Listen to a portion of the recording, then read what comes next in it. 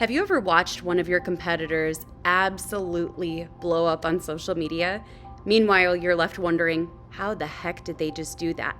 In this video, I'm going to share with you how to ethically spy on your competitors and steal all of their followers. Okay, I'm just kidding a little bit, but it makes a fantastic hook and title for this video. However, I am going to teach you how to ethically spy on your competitors so you can see exactly what type of content they're posting that's getting the best results. So the first thing that you're going to do is you're going to head on over to Metricool. Now, what's awesome is you can sign up for a free account, which will give you actually the ability to analyze 5 competitors for free every single day, which is pretty powerful if you ask me. All right, so you'll see here there's the ability to sign up for their free account, or if you want the ability to spy on up to 100 competitors plus 10 on YouTube, you can see that in their next package, which is extremely affordable. All right, so you're going to sign up for your account. The next thing that you're going to do is you are going to integrate your social media accounts.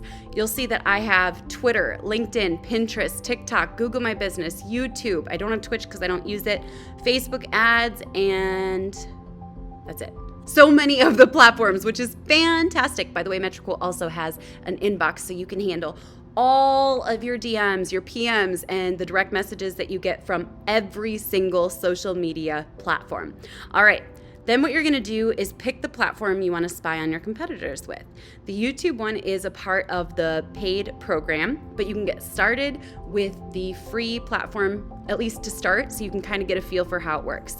So a great case study would actually be Brock Johnson. So many people know that his Instagram has just been exploding. We can actually take a look at his entire growth.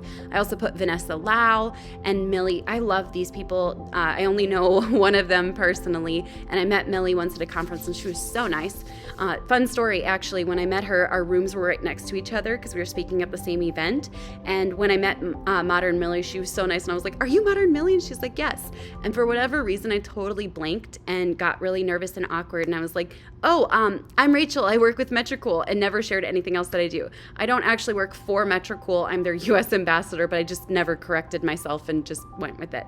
So I'm going to go ahead and show a couple of different things that we can find. You can sort them based on their followers, sort them by their number of posts, sort them by their likes, comments, or even their engagement rate. So there are a lot of powerful stats within here. In fact, I'll add another one in just a moment so you guys can see exactly what that looks like. All right, let's go ahead and click on Brock Johnson. I want to see more stats. All right, this is Brock Johnson's Instagram. So you can see that his growth is actually really stinking impressive. September 12th, 2021, he had 217,000 followers on Instagram. Today, he has 440,000 followers. I don't care who you are, that's really, really impressive growth. But also I can see his organic interactions, including his engagement rate, which is, by the way, off the charts. It's abnormal, it's incredible. The amount of likes he's gotten, and kind of you can see where it like spikes and see where there's been kind of some dips. And most importantly, I can go ahead and sort this according to the content that's performed the best. But first I'm gonna pull up, let's say like 100 posts. Now I know Brock's not a big win for hashtags, so there's not gonna be a lot there, but check this out. I can look at each and every post and kind of identify where his baseline is. So for example, I would probably go with interactions and see like which ones have the most interactions. So for example, like this post is clearly performing really well. This one's an outlier as well. And let's pull up one more. Let's see, where's another really, really powerful one? Oh my goodness, 15,000. All right, so what we're gonna do is from here, I can start to identify some of the patterns with his content to see what types of content are working really well for him and what types of content I probably should consider creating a little bit more of. Actually, I learned this 1-second video hack from Brock. It's pretty powerful. And you'll see here that he shares this hack while the hack is actually happening, which is pretty cool. This one I can guarantee works extremely well. This one here, once again, he's following that same hack, but also he's sharing stats. It's almost like infographic style, which is interesting. And another one, stop aligning center text.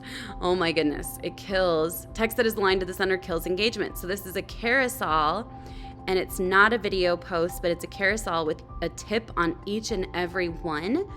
It's almost AIDA style, which is attention, interest, desire, action. It's pretty darn beautiful. This is a work of masterpiece in marketing. I am kind of obsessed with this. And of course, you can sit there and study all of the posts that have performed the best over time.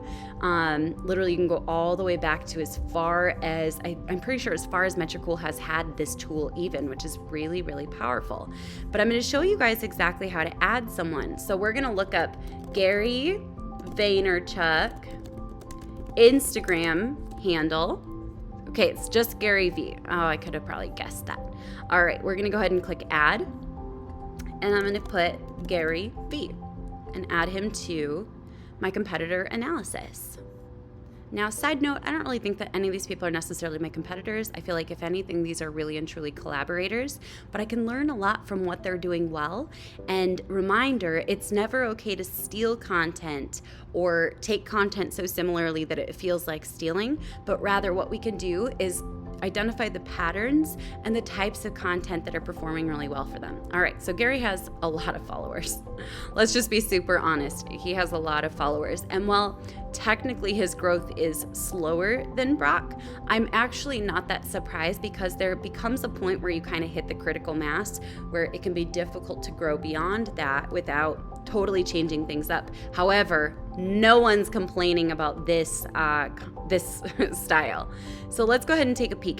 It looks like right around here, I would guess this is when Gary stopped being as consistent day by day on Instagram. Yep, you can see it. So see how consistent he used to be. And then you can see it's kind of getting less and less right now. So what I'm gonna do is go ahead and pull up 100 of his posts again, or maybe we'll just do 50, and I'm gonna identify which ones are performing the best. So look at this difference. Now this one may not actually have something that I can model, because not everybody gets to hang out with celebrities. So I can still learn from it, but the truth is, and then this is a relationship one, I can't necessarily just model that. Another relationship one is another above baseline one. Patience, celebrity. Okay, so it's interesting because I probably would actually remove Gary from my competitor analysis, because there's nothing that I can necessarily model here unless we, oh, here we go. We got one. You guys ready? I found one that will be fantastic for content modeling. I'm gonna find one or two more. But remember, when you are looking at people's patterns and modeling their strategies, you're not always going to be able to implement absolutely everything, just like just now. I can't just post a bunch of pictures with celebrities because I'm not always hanging out with them. That's not my day-to-day. My day-to-day looks like hanging out with babies in diapers. Actually, we have no more babies in diapers. So let's keep on looking. Way too much information. I can learn from this one. And I can learn from this one. All right, so we got 3 fantastic posts to check it out. All right, so this is a carousel style Instagram post. It's a little more vertical, and I'm noticing more people are doing a little more vertical to take up more space on the news feed. It's interesting. I do like that. All right, check this out. So we've got a quote. We've got a quote graphic. We've got a photoshopped tweet. We've got a quote, superimposed most likely. Okay, this is really good. And each and every one of those is absolutely shareable. It's really, really, really good. I like this. Okay, so vertical carousel images with a quote on each one, each superimposed into a different kind of like stock photo. I think most of us could probably do this. It'll take a little bit of time, but I could definitely model this. Any one of us can create this. It's beautiful. Beautiful, beautiful, beautiful. Takes 60 seconds to create. Okay, stop buying dumb bleep. Okay, so it is a quote-based graphic photo. There's obviously a quote possibly superimposed onto this image. Once again, it's more that vertical style. I'm really starting to think that that's where a lot of people are moving to, which I find really interesting, especially those that are continually growing. So that is how you can use competitor analysis. You can use it through Metricool to spy on your competitors for multiple different platforms and even YouTube on their premium accounts.